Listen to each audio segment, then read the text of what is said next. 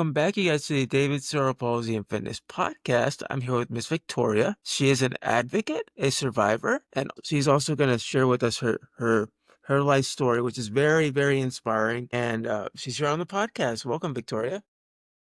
Thank you. So to kind of start out your the podcast, talk me a little bit about your disability. Was it through birth, or did something happen that you ended up having the disability? I was in a car accident when I was 19 years old, and I was going into a 25-mile-an-hour corner. I went to downshift. It wouldn't take second gear. I tried again, no luck. So I tried third, and still no luck. It was like stuck in neutral. So I hit gravel. I hit a tree, and the whiplash motion broke my neck. The third vertebrae slid over the fourth, taking the spinal cord with it. And the car ended up flipping 16 feet in the air, landing on the tires on the opposite side of the road. My boyfriend came around the corner and he saw me partially ejected, out the driver's window. And he, ran across the street and pulled me out of the car. He is very tall, 6'4", and when he would carry me, it was like carrying a baby, cradling my neck and my legs. He would put me a good distance away from the car because he smelled, gasoline. And he was, I guess, holding my hand. And when I came to, I opened my eyes and I saw the paramedic and the police officer. And Richard asked me, "Can you feel me rubbing your hand?" And I looked at him and I said, "No." And, the officer and paramedic just kind of were like, "Oh, crud," and put a collar on me right away because this was an right when they got me into the back of the ambulance and they're, doing everything that they have to do and rushing me to the hospital. They did, x-rays, and then I knew it was serious because my whole body was numb. But they told my family that I would be nothing more than a head attached to a body, not able to move or feel below the level of injury. What was your initial reaction to all that? What was it like, what was some of the thoughts running into your head when you were going through, I guess, from the accident, going to the hospital, and then just being there, waiting to see what would happen next? I didn't know. There was so much going on. What the doctors were telling my family, I was not privy to at all. They didn't know how to tell me, and it- I guess after I spent a week in the ICU and I was stabilized, I had surgery. So I figured, okay, I'll be fine after that and, everything will go back to normal. Well, when I came out of recovery, it wasn't back to normal. I still felt the same way. My whole body was numb, and I just put two and two together and figured either it wasn't a success or maybe it'll take time. But the fact that nobody was saying anything to me kind of led me to believe that it was not going to be the best situation at that point. How long did it take you to accept it, like the situation as a whole, how life was going to change for you? Well, I didn't really have a whole lot of time to not accept it. Everyone, from my family and friends were just they were beside themselves. They didn't know how to talk to me, what to say, how to act. And I'm looking at them and I was always the one that did things for my parents. When my dad couldn't figure something out, I would do it.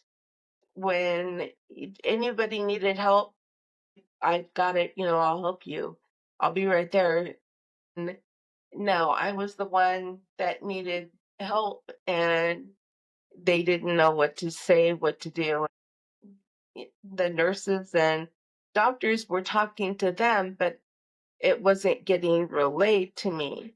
So I just, in my head, I knew it wasn't going to be what I had anticipated for the rest of my life. And I was going to have to figure it out by whatever means they, felt necessary. How difficult for you was it to adjust to everyday life after the accident, like being able to navigate around the home, being able to go outside and kind of be out in public and things like that? Well, I was in the hospital for a month and then I went to rehab for 3 months. And I learned to write again, to feed myself, to brush my hair. And back then, they had shaved from ear to ear, only leaving a strip of hair to cover where they did the incision on my neck. So as my hair grew back, I learned how to brush it, but it got to a certain point and I couldn't really brush it the way I wanted to. So I had to rely on caregivers to do that. But when I got home, my dad had a rental next door that he put a ramp out in front and took the door off the bedroom and the bathroom for me so that it was easy to get in and out and I didn't have to worry about it being big enough because obviously it was with the door off. The His house there was very open so it was easy to get around and I didn't have a lot of barriers thankfully because he was willing to let me live there. I was next door. They could see me bring food over when they, cooked dinner or whatever meal they were making. And I guess keeping me close was their way of making sure that I was okay and kind of putting them at ease somewhat, if that makes sense. Yeah, I'm sure now that there's been a lot of time since the accident. Now everybody's probably more accepting of you and they approach you with more of like, she's still human even though she went through this traumatic experience and there's other ways that she can contribute to society. Like what I mentioned at the beginning, you're also an advocate and now you when did you start to realize, I want to begin advocating for not just myself but for other people out there? The advocating came a little bit after I had started working. I spent 2 years with vocational rehab, and then I ended up working for the judicial department for the state of Oregon for 4 years.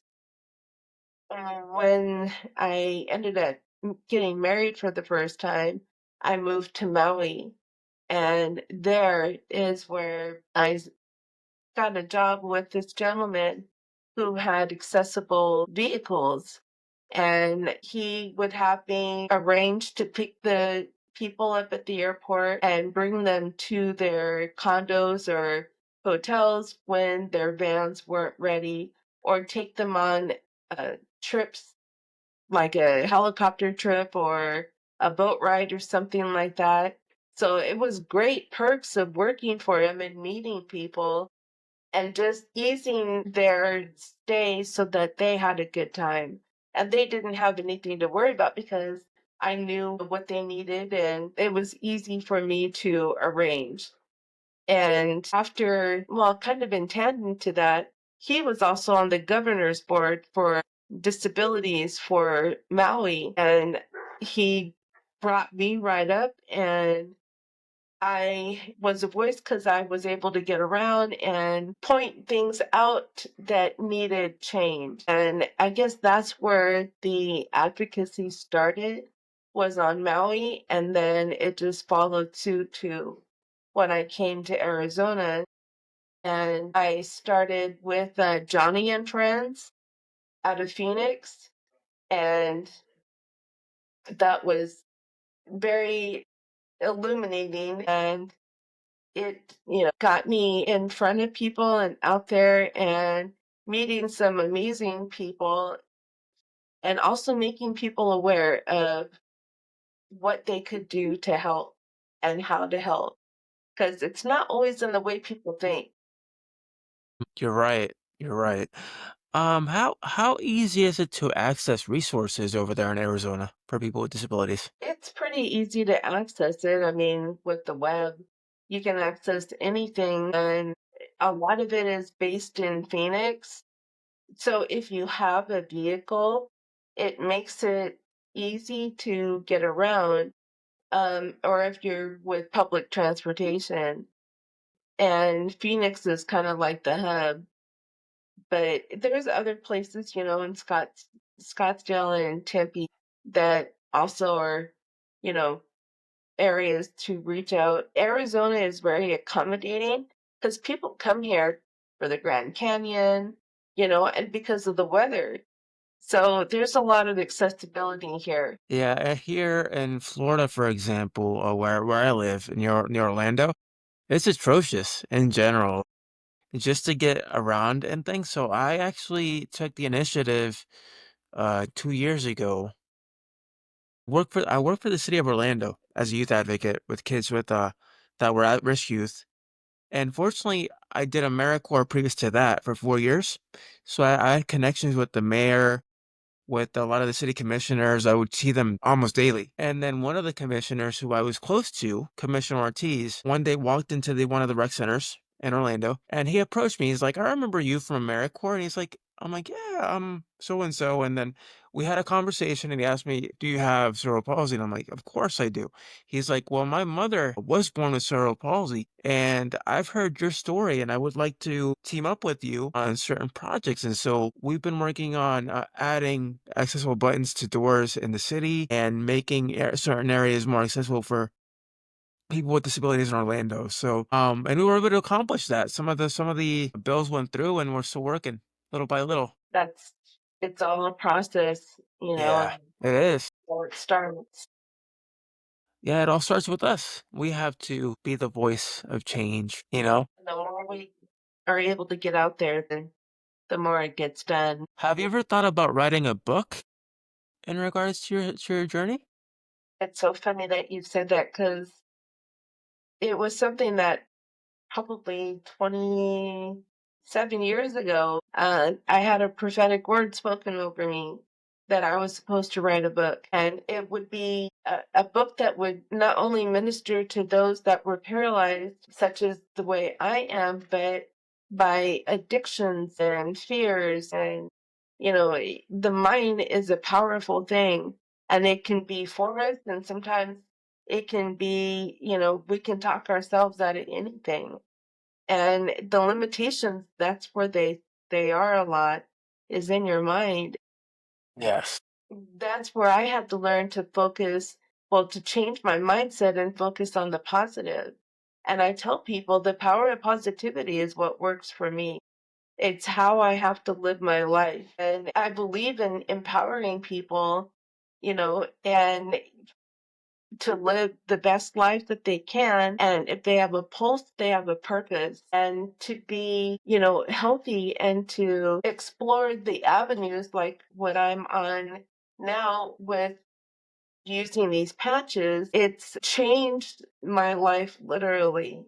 And for me, I get really passionate about it because I had chronic sciatica pain for 20 years. And if you've ever experienced sciatica pain, it is not nice. And when you're sitting in a chair and it's extremely painful, and have been wearing the patch for 2 months.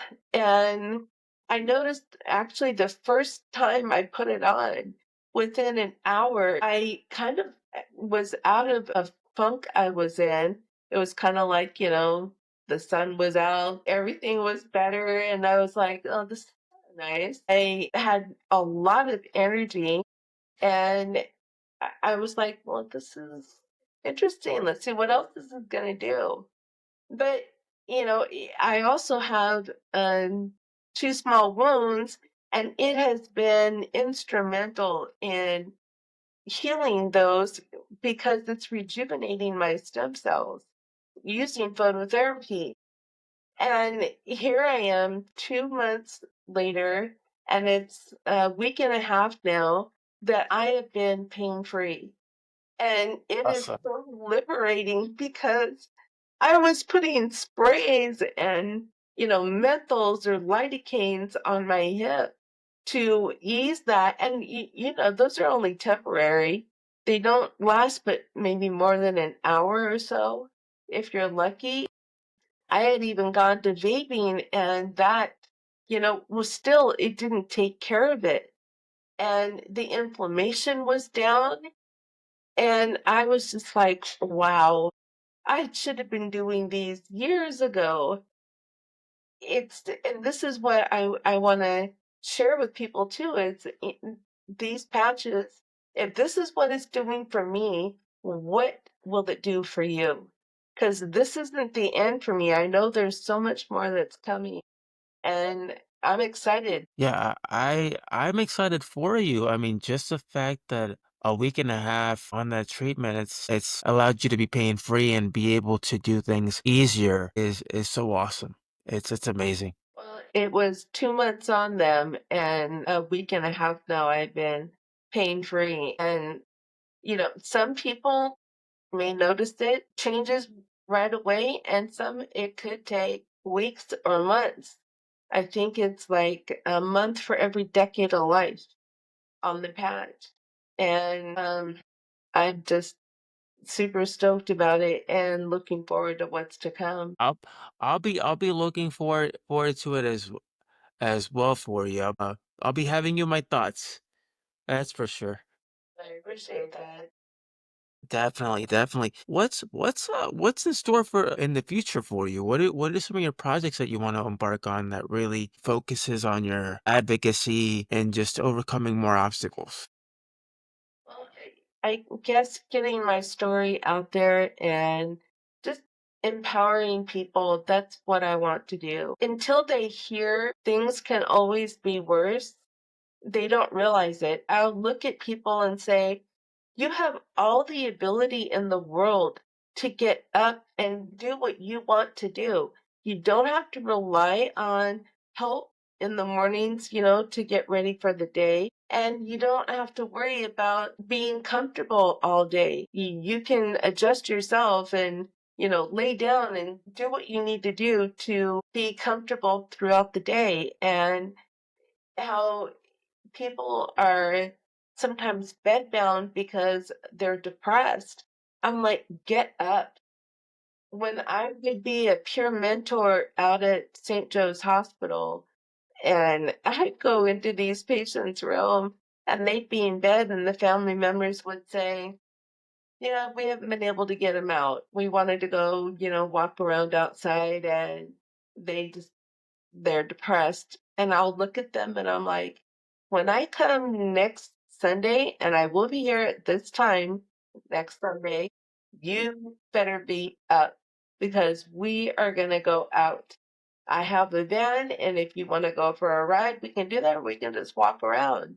And he'll look at me like, I can't walk. I said, don't say that. You have to focus on positive. I always say when I walk into a room or when I watch over there, or, I never ever reference the chair because I just have never claimed it. I see it, it's there, but that's about it. I want people to see the person in the chair because that is, who's important. The chair doesn't define who I am. It's just the means by which I get around. Exactly, and that's what I always tell people too is there's something that I coined a few years ago. It's basically whatever disability you have is a label that society gives you. What defines you is what you do with that disability. There's people that are married, there's people who have careers, Mm, there's people that embark in all kinds of things. And it's not because of the disability, it's because of their abilities and what they do with those abilities that define them. exactly. Because I tell people in the spinal cord groups that I'm in, on Facebook. We have to be the light that shows people we're survivors. What is, this is how we manage. What do you do? And when they stare, it's okay. Because would we not stare if we're looking at somebody and wondering how they accomplished something? The very first time I had to go out and eat with my boyfriend and our friends, he had to feed me, and people stared because the food was hot and I couldn't hold the pizza in my hand. And they were looking at me, and I'm just like, Yeah. didn't want to feel awkward about it. And I knew if I let my friends know that it was okay, that hopefully they could stop, looking at these people saying with their facial expressions, stop staring, that it was okay because we would stare wanting to know how somebody did it if the tables were turned. And once I became okay with that, I always welcome people to ask questions because I would rather them ask me than get the wrong advice. I'm the same way, but honestly, I don't really mind if people stare or say things. I don't let it get to me. It's just how some people are wired, and life's too short for you to get involved in such a minuscule discussion about you know your not your discipline necessarily, their lack of understanding. Like if you stare, you stare. If you have something to say, then go ahead and say it. I don't. Doesn't bother me. Doesn't affect me in any way. I still live my life the way how it is. I always tell them the chair is not contagious. It's okay to approach me. But they'll kind of like they'll back up, and I'm like, no, I'm just joking. I'm not contagious. Or I if you just keep staring, I might do tricks. yeah, that's what I do. That's also something I say too. Or, like I have people stare at me and be like, if you keep staring hard enough, I know I'm good looking, but you're not saying anything. Is there something you want to tell me? I'll be like, no, no, I didn't mean it that way. And it's like, well, you keep staring. So obviously you find something interesting about me. What's so interesting about me that you keep staring? You know? I think a lot of it is fear of the unknown. They wonder what they would do if they were in that situation. I've heard people tell me numerous times, I don't think I can handle it. I said, you don't know what you can handle until it happens. So you can't really say that that's what you would or wouldn't do, or you wouldn't want to continue to live because there's so much more to life. It's all about what you want out Yes. of it too. Yes, that is right. You are pretty much a dictator of your own life. You dictate every path, every movement, every decision. No one else can do that for you, especially when you have a disability. You have to be your own advocate. And that's what we both are.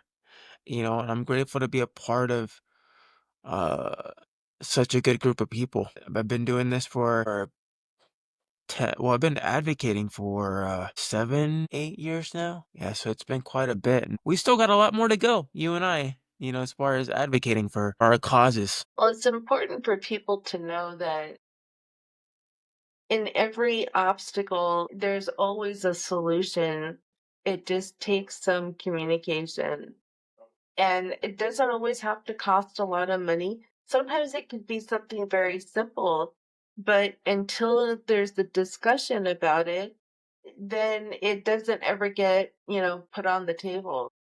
And I always tell them communication is key. And, we may not always come to a solution right away, but we will come to one. Yes, that is absolutely correct. And Victoria, you are. I have to say, you are an incredible individual. You've overcome so much in your life, and you still have a lot more to go. And I'm rooting for you every single day now. You've gained a fan here, We're all survivors, we're all overcomers. and we're all fighters. Yes, and we all have a story to tell. That's right. And really Thank you for taking the time to being on the podcast today. Like it's really it's an honor and a privilege So I for you to be on appreciate you today. having me. Definitely. And if you guys want to listen to this podcast, you guys can go to YouTube, Spotify, iTunes, and every other major podcasting outlet out there. And until next time, I will see you again. Stay healthy and stay blessed. Thank you, Victoria. Thank you.